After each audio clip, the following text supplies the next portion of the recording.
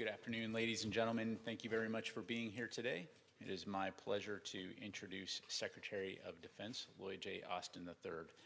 The Secretary will deliver opening remarks and then has time to take a few questions. Please note that I will moderate those questions and call on our journalists. And due to our schedule today, I would ask you to please limit your follow-ups and appreciate your assistance with this. With that, Mr. Secretary, over to you, sir. Thanks, Patrick. Good afternoon, everyone. We've had a great few days of discussion with my fellow ministers of defense. But before I get to that, let me add a few words about the terrible situation in Israel. We are appalled by the emerging scope of the atrocities committed by the terrorists of Hamas. Our hearts are with all those whose loved ones were murdered or wounded or taken hostage. No country would live with the wholesale killing and kidnapping of innocent people, including the very old and the very young. Yesterday, I mentioned the changes to our force posture to reinforce deterrence in the region. And I want to underscore that message. Nobody should try to take advantage of this vile Hamas assault to cause more bloodshed or instability. Our support for Israel is rock solid. We're working urgently to get Israel what it needs to defend itself, including munitions and Iron Dome interceptors, and we will do so even as we continue to support the people of Ukraine as they fight against Russian aggression. But make no mistake, we can and will stand by Israel even as we stand by Ukraine. The United States can walk and chew gum at the same time. So let me turn to the agenda of this defense ministerial. Especially in challenging times, it's great to be back at NATO. Let me thank Secretary General Stoltenberg for bringing us all together today and for all of his leadership. Now, this was our first meeting of defense ministers since the Vilnius summit in July. Our leaders made historic decisions at Vilnius to enhance NATO's deterrence and defense, and we also had the privilege of welcoming Finland, which joined a NATO summit for the first time as an ally. Let me urge all of our allies to support the immediate accession of Sweden, which is both a proud democracy and a highly capable defense partner. Vilnius was a watershed for NATO's collective deterrence and defense. Our leaders endorsed NATO's new family of regional defense plans, and that will significantly improve our ability to deter and defend against any threat. We also established a new multinational and multi-domain allied reaction force. This new force will provide more response options to threats and crises across all domains. At Vilnius, our leaders also endorsed a new defense investment pledge. And that pledge affirmed our shared commitment as allies to spend at least 2% of GDP on defense. Let me also underscore the words of at least 2%. We urgently need to do more to fulfill the commitments that all of our leaders have made, and this investment will help us strengthen our defense industrial bases and standardize critical munitions and improve NATO interoperability. NATO's new Defense Production Action Plan will guide this important work. It will aggregate demand to meet our capability targets and encourage multinational cooperation and foster more agile procurement and enhance our transparency with industry. Finally, at Vilnius, we reaffirmed our enduring commitment to a free and sovereign Ukraine. We established the NATO-Ukraine Council. we agreed to develop the comprehensive assistance package into a multi-year program for critical non-lethal aid. We expanded NATO's practical non-lethal support for Ukraine, including medical supplies and MREs. And that complements bilateral security assistance that the United States and other countries around the world have provided to Ukraine over the past 20 months.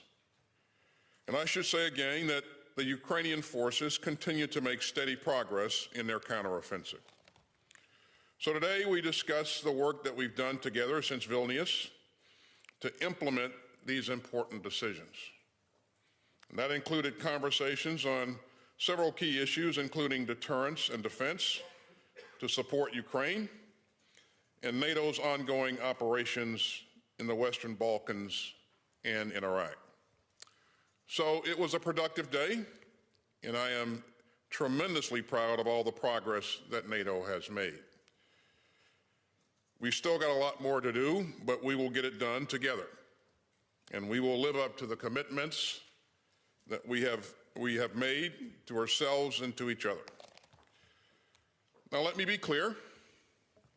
NATO is a defensive alliance, and we will not be drawn into Putin's illegal war of choice, but we will stand up for Ukraine's right to defend itself. And we will continue to strengthen this alliance for the challenges to come, and we will defend the sovereignty and territory of every NATO ally. America's commitment to that mission is ironclad, and so is our commitment to Article 5. And one last thing. We're especially proud that we'll be hosting our allies next summer at the Washington Summit. And we're excited to come together to commemorate the 75th anniversary of this great alliance. So thanks again for being here. And with that, I'll be happy to take a couple of questions. Thank you, Mr. Secretary. First question will go to Gordon Lubold, Wall Street Journal. I know you like multi-part questions, so I'm going to make two different questions real quick. The first one is the crisis in Gaza has amounted to a moment of emotion for the Israelis and for the world.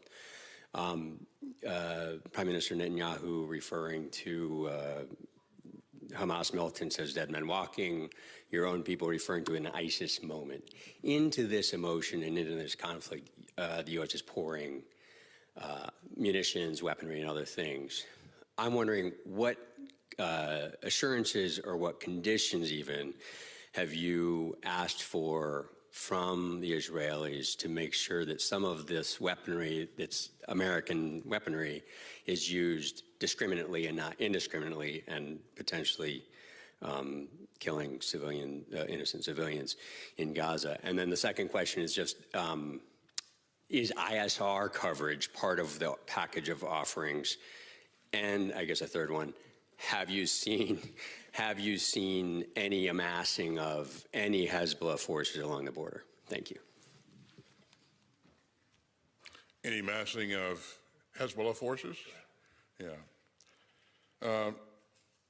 In terms of, thanks, Gordon, for the questions, but even though there were like 6 of them, but in terms of conditions that we would place on the security assistance that we're providing to Israel, we've not placed any conditions on the provision of this equipment. This is a professional military led by professional leadership, and we would hope and expect that they would do the right things in the prosecution of their campaign, and we will make sure that we will leave it to them to define what their operations are going to look like. But again, we have no reason to believe that they would do anything different. In terms of our provision, our assistance, and intelligence assistance to Ukraine, to Israel, we will support them in any way that we can, and certainly intelligence is a part of that, and I won't get into the specifics of what that means, ISR, other types of collection. we've worked with the Israelis, over many, many years, and those sharing mechanisms are there, those channels are there to share information, and we will look to continue to do that. So I think I got Hezbollah. Okay. We've not seen any massing of forces along the border, and again, this is something that the Israelis are focused on. We are also looking for additional things that could widen the conflict here, and hopefully we won't see those things, but we've not seen that to this point. So. Thank you very much. Our next question will go to Thomas Gutsche, Frankfurter Allgemeine Zeitung. Thanks a lot, Thomas Gutsche with Frankfurter Allgemeine Zeitung. Mr. Secretary, I also asked a couple of questions also related to Israel. The first one would be, have there been other allies besides the US and Germany that today pledged military support to Israel? And when it comes to this support, in your assessment, what would be or could be the further needs of Israel if this conflict continues? And a third question, somewhat related to what my colleague asked, Secretary General Stoltenberg told us after the meeting, or he made an announcement after the meeting, that allies have made clear Israel has a right to defend itself, but with proportionality. Could you please explain if you share this statement with proportionality and what it actually entails in a situation like this? Thank you. Yeah, so as we were briefed by Minister Gallant earlier today, what we heard from allies in the room was a unity among all of the allies in terms of strong support for Israel, and unity in condemning the horrible actions of Hamas. What the United States is doing, you've heard us talk about a number of times, and that is we're moving rapidly to provide Israel what it needs to continue to protect its citizens and to protect its territory. And you've already seen the evidence of that happening, and that will continue. And we'll stay engaged with the Israeli leadership and make sure that we're tracking along with their needs as those needs change, and as is the case with any fight or any operation. Needs will change as things evolve there. So we anticipate that. I've talked to Minister Gallant just about every day since this began. We had a great relationship leading into this, and that made it very easy for us to connect and exchange information in frank and open ways. So we're going to continue to do what's needed to support them, and we're going to do it as rapidly as possible.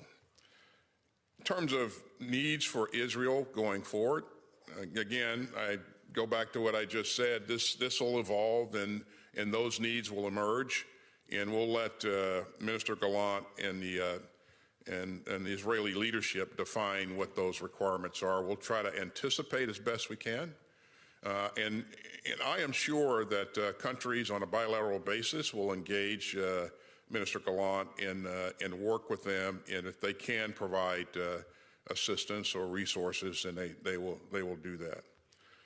I would agree with Secretary General in that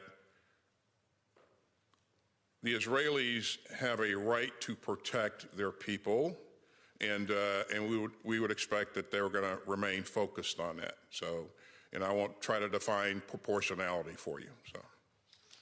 Thank you very much. Our next question will go to Will Dunlop, Agency France Press.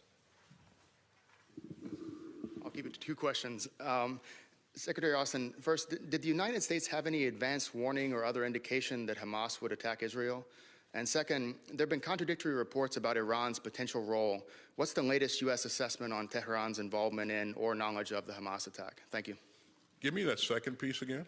There have been contradictory reports about Iran's potential role in the attacks, if any. What is the latest U.S. assessment on Tehran's involvement in or knowledge of the attack?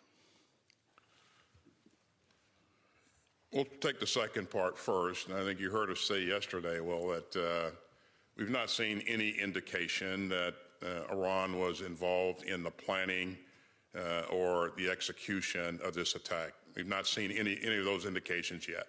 And this is something that we remain focused on. And of course, you know, what we know at this point is that there are no indications that that was the case. But again, we will remain focused on this. We also know that Iran has a long track record of supporting Hamas. And so there's a relationship there that extends over the years. But in terms of their active participation in the planning and the execution of this attack, we've not seen any indications of that yet. So, in terms of early warning or our indications and warning that we may have had to that this was going to occur, of course, Will, if we had those indications, we would share them with Israel. But to my knowledge, we did not see that. So. And our final question will go to Stuart Lau, Politico EU. Stuart Lau from Politico. Mr. Secretary, a couple of questions. First, regarding the disruption of the undersea cables between Finland and Estonia, is there any indication that Russia may be behind this, and what possible action should NATO consider if state actors are behind it? And a second question about military commitment to Europe. Is there any indication that future delivery of Iron Dome to Israel might come at a cost of existing security commitments to Europe, especially Poland? Thank you. First, I am certainly aware of the reports of the attacks on the infrastructure, undersea infrastructure there, and I have been in touch with my colleagues in Finland and Estonia. They are investigating this, and so because they are investigating this, I won't speculate on who may have been involved. I think the right thing to do is to wait for the results of the investigation. I will tell you that we have offered our help to Finland, anything that they need to conduct this investigation. We stand ready to provide. In terms of Iron Dome, you know, what's being provided to Israel, and will that disadvantage other countries in Europe? I certainly don't think so. I think, again, for our focus is to make sure that we get Israel what it needs in order to protect itself and protect its sovereign territory. So, and I won't speculate on, you know, one way or the other on, you know, but I will tell you that Poland is, you know, has a lot of capability, and as you may know, I am in contact with my Polish counterpart on a routine basis, and they have played a key role in providing security assistance to Ukraine. So I think, again, my focus is going to continue to be to support Ukraine and to provide support to Israel as rapidly and as effectively as we can. And so I'll leave it at that. Ladies and gentlemen, that is all the time we have for today. This concludes the press conference. Thank you very much for coming.